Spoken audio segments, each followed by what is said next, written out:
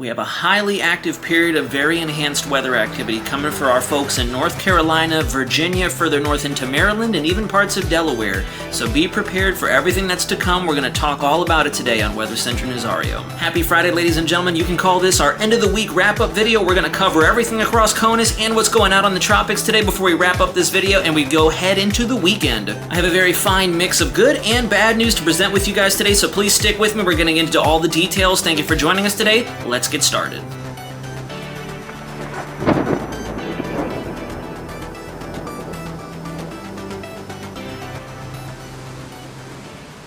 Hey guys, Weather Center here. I want to give you the disclaimer before you take to the comment section. Upon watching this video, Tropical Storm Ophelia has formed, and I'm aware of this. So anytime I mention PTC 16 in the video, just know I'm referring to Tropical Storm Ophelia. Thanks, guys. Alrighty, ladies and gentlemen, let's get into our Friday segment of Weather Center Nazario.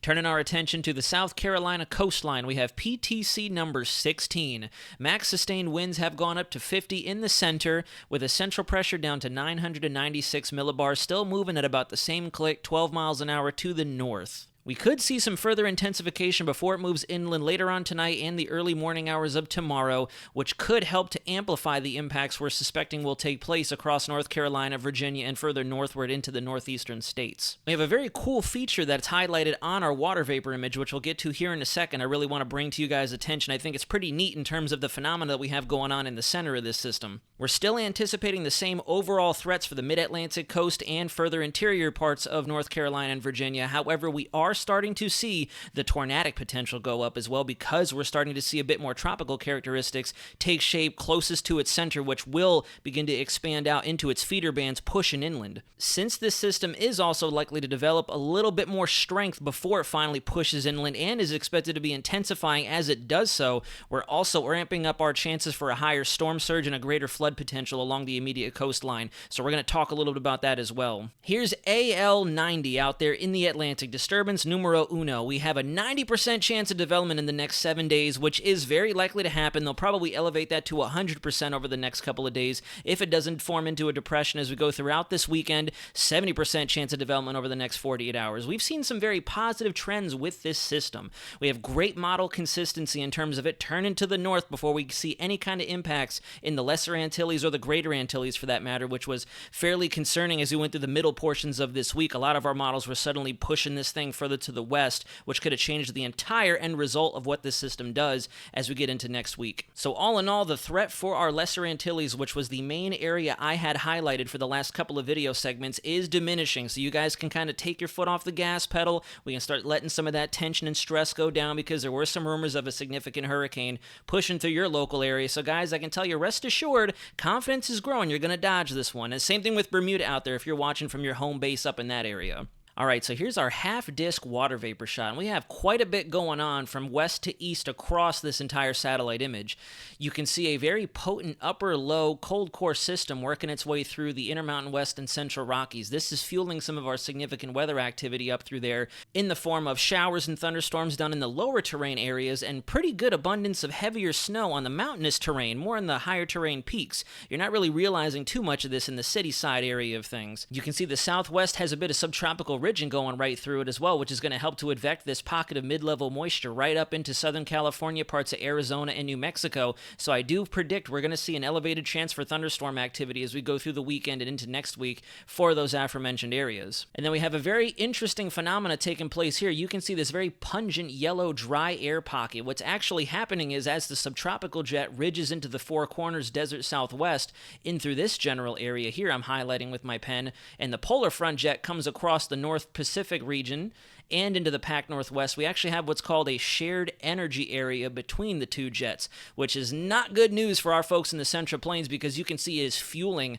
very potent thunderstorm and shower activity working its way through Iowa, parts of Missouri, and down into Arkansas, and even the northern periphery of Louisiana. That's where we also have a threat for some pretty severe weather later on today, to include what I'd mentioned previously over the Rocky Mountains. And then finally, here's our PTC off the southeast coastline. We still have some pretty good jet support wrapping around into the center of circulation, and that interesting phenomena I wanted to highlight to you guys is actually what's happening right in this general area. I don't know if you guys can see it from where you're at, but see how there's a smaller little pocket of vorticity and circulation down to the south and west of where the actual system center is?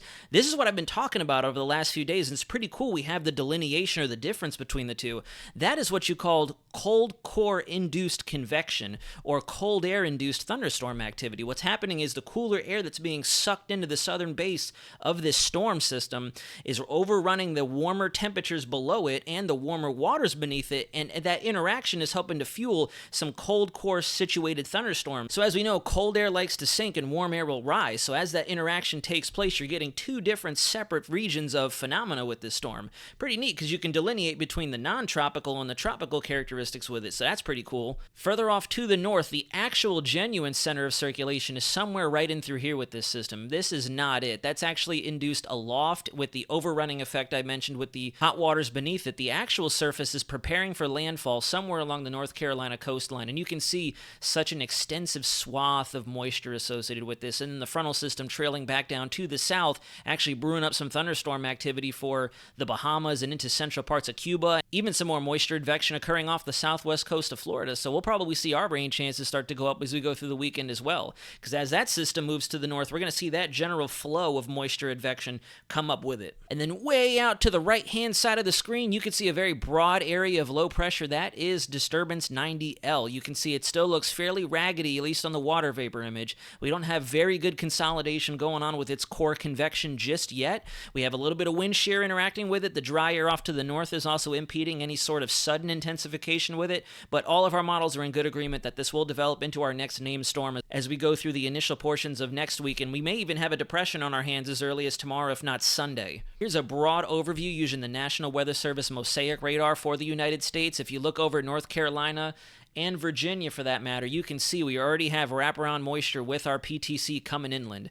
And that's what's the greatest potential threat, at least in the immediate future. As that system gets closer and we start to see some more of that more organized thunderstorm activity move inland, that's when the tornadic threat, especially nocturnal tornadoes, is going to go up. We'll talk more about that here in a second. Over the northwest quadrant of the United States, you can see all this polar cold core-induced thunderstorm and shower activity occurring. This is a fine mix of snowfall over the higher terrain, as well as showers and maybe some localized instances of lightning strikes going on in parts of Montana, Wyoming, and even into the Dakotas as well. This looks like a line that could possibly create some severe activity as we continue throughout the day today, especially with that combination of upper level dynamics I mentioned with the jet and some vorticity up in the upper levels of the atmosphere, and the surface instability we have just simply from daytime heating and good moisture content in the environment. We have some showers starting to work their way into SoCal, probably right around the San Diego area, beginning to move into Arizona. So as I mentioned already, we're probably going to see our thunderstorm and our rain potential overall continue to increase for the desert southwest, and our line of thunderstorms pretty much induced by that diffluent flow out ahead of the shared energy region I mentioned on the satellite is already occurring from Iowa down through Missouri, Arkansas, and even into parts of Louisiana. They're trying to stir up some thunderstorm activity too. Quick glance at WPC's most recent surface chart. This is for 18Z today. You can see our unstable wave really creating a lot of havoc for the northwest, particularly Montana, Idaho, Wyoming, and even further east into the Dakotas. There is a chance for severe weather right along its leading edge. As I mentioned, you could already see hints of it on the National Weather Service radar. Very interesting, we have a dry line over the panhandles of Texas and Oklahoma, and out ahead of it we have what's called return flow in the form of this frontal boundary right here, this warm sector here. As our high pressure stays nestled in over the northeast quadrant, what ends up happening is we have return flow happening along its western periphery, so that's why you're seeing this large swath, or this moist tongue as we like to say in Air Force weather, surging to the north over the Ohio Valley and parts of the Great Plains. That's where we're likely to see some of our severe activity because of all the different surface and upper level dynamics in position. So we're primed to see some pretty good thunderstorms and some potent ones at that. And I really like what WPC is doing with our system off the Carolinas, because you can see it is now highlighted as a mature wave system. It's reached the back end of what we would call a low pressure's life cycle. You start as a stable wave, which is fairly uniform temperature contrast on either side. It's not really advective disrupting or moving anywhere. Then you go to unstable wave, where you start to see the frontal systems begin. You have cold air working its way south and east, warm air going to the north, which is exactly what's happening across the Front Range of Colorado and with that return flow over the south and into the plains. So very particular that WPC is still calling for a full-fledged frontal system as opposed to a tropical system. So I stand firm in my subtropical analysis with that system off the coast, but regardless, we're going to get into the weeds here in a moment with what kind of potential impacts we can see from it. For the next piece of this video, we're actually going to use College of DuPage. They have a great mid-Atlantic region AOY, and that's where we're going to kind of focus in all of our efforts for the time being. This is our NAM Nest model. This is simulated reflectivity, and you can see just how much inundation we're going to see from all the rainfall with this system before it finally moves inland. You can see right about there, about 15, 16 hours into the loop, that center finally moves ashore into central North Carolina, and we're still seeing a quite tremendous amount of thunderstorm and shower activity moving in across the Northeast and pretty much the entire mid-Atlantic region to its fullest extent. These areas I want to express higher caution. You can see that we have some good thunderstorm activity embedded within the entire swath, the entire spread of rainfall with this system as a whole. Those embedded storms are where we're going to see most of our thunderstorm activity. And if I hold still on this panel, you can see that the valid time is 8Z Saturday morning. That is definitely well into the overnight hours, just shortly after midnight, maybe between 2 to 4 a.m. in the morning. So the sun hasn't come up yet. And I've noticed a lot of us here on social media and YouTube exactly have been mentioning nocturnal tornadoes are no bueno. They are not fun. I don't mess with them. A lot of storm chasers don't tend to mess with them. When you can't see what's coming at you in the middle of the dark, especially, God forbid, we have a power outage, that's when anything can be expected. So please, I can't emphasize this enough. Stay close to your phones. Stay close to your weather radios. Make sure you don't have your phones on silent. I'm guilty of that as well. We want to make sure we're watching out for National Weather Service warnings as they pop up, especially if it be tornadic potential or tornado warning for your local area. I'll reiterate this threat looking at the HRRR SIG torn parameter. In that same general area where I highlighted the simulated reflectivity predicts we could see some embedded thunderstorms working their way onshore. You can see the eastern coastline of North Carolina and the southern periphery of Delaware, the southern periphery of Maryland and Virginia. We have really good significant tornado parameters coming together. And what that means essentially, guys, the takeaway is tornado dynamics are coming together. So the tornadic threat is just going to go up. I'm not calling for widespread tornadoes, excessive tornadic activity, strong tornadoes, but because of the fact we have a hybrid type scenario here, we have good shear aloft, we have lots of moist air advection, we have different temperatures on either side of this storm, we see a very good conglomeration of not only tropical characteristics to bring about tornadoes, but we also see the typical things we'd see take shape in the plains that'll help induce tornadoes. So we really got to pay close attention. I can't emphasize enough. I'm going to say it again. Keep your electronic devices close. If there's a power outage, rely on your weather radios if you have them. Please be cognizant and on guard of what's happening if you're in this highlighted area here on the map. I'll use my pen to draw it. If you are anywhere in this general region, eastern periphery of North Carolina into Virginia, further north into the southern extent of Maryland, that's where most of our tornadoes are going to likely be, and this will extend further north, at least initially, before this storm can start to weaken and fan out because it's losing that warm current underneath it. We're back to the NAM Nest now. You can see winds are going to get fairly sporty with this system as it moves in. NAM Nest predicts we could see anywhere between 55, maybe just below 60 knot gusts across much of interior North Carolina into Virginia and spreading further north, not only with this system directly, but because there is that high pressure I mentioned on the surface analysis over the northeast. So that overall pressure gradient, and what that means is you have high pressure situated here and low pressure off to its south, and I'll draw it on the map so you guys can see. With that high situated up in this corner and the low pushing in here, the pressures between the two, that gradient is going to help just funnel those winds in across the shoreline. And you can see it indicated by our very faint wind barbs. You can see kind of off the coast here, they get a little washed out as you go further inland with all the lines there. I also want to bring up the storm surge and wave potential and coastal flooding threat that comes with this, because the East Coast is going to be underneath that easterly wind component for such an extensive period of time. With that 4 to 5 foot storm surge threat, the closer you get to this storm center and that long period or that long window of those winds just simply cycling off to the east between that high and low pressure across your center, the threat for coastal flooding and further inland inundation is going to increase. You mix that storm surge with the wave heights that we're predicting, and the beach areas could see extensive erosion. You could see water being pushed inland for a large period of time. This could last for about a 12-15 hour window. Same with the rain threat. So again, number one, flooding is going to be our primary concern, and a close second is going to be that tornadic potential we already discussed.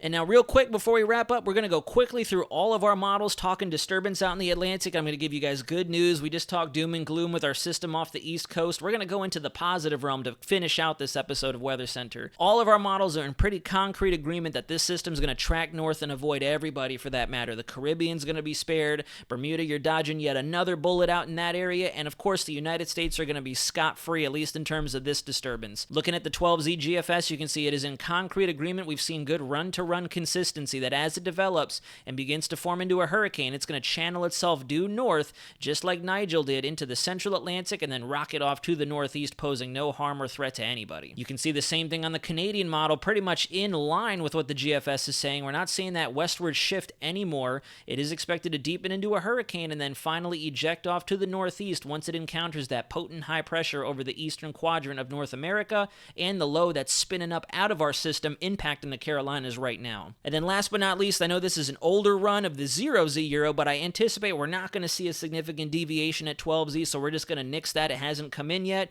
I'll just use the 0Z. As you go through time and you see that development in the eastern Atlantic, once it finally gets going and develops, it's going to move to the north in that same weakness around our Atlantic high pressure and then scoot off to the northeast, posing no threat to anybody, thankfully. So it looks like we have good news in the tropical Atlantic. We'll still have to keep an eye on our investigative areas. Those areas are still in the back of my mind. We're not done with hurricane season until it is officially done. We've had some anomalies pop up, but for now, at least according to most of our model data, we are in the clear from anything else on the horizon. Now that we've reached the end of this video, we're going to go into our lovely outro. So there you have it, ladies and gentlemen. Once again, this is our end of the week wrap-up video. I hope that you guys tune in for our 8 p.m. Tropics talk tonight. Very excited to have you in there. I'll answer all the questions you may have, and we'll get a little bit more into the weeds in terms of what our tropical disturbance is doing out in the Atlantic, and what kind of characteristics we're really starting to observe with our PTC off the southeast coast, working its way into its fateful landfall somewhere along the Carolina coastline. We're also going to continue to monitor the forward progress of our system developing over the central Rockies, that it is expected to move further eastward into the Great Plains